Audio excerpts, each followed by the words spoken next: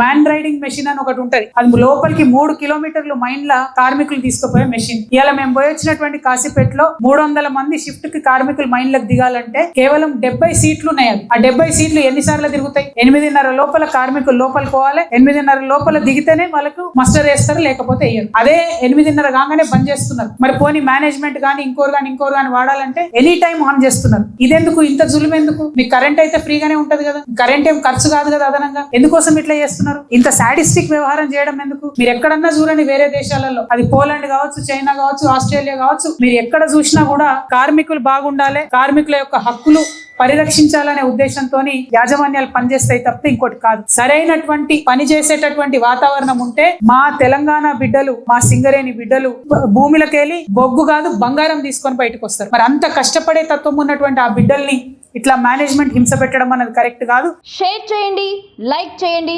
Subscribe చేయండి. మరిన్ని వీడియోల కోసం బెల్ సింబల్ పై క్లిక్ చేయండి.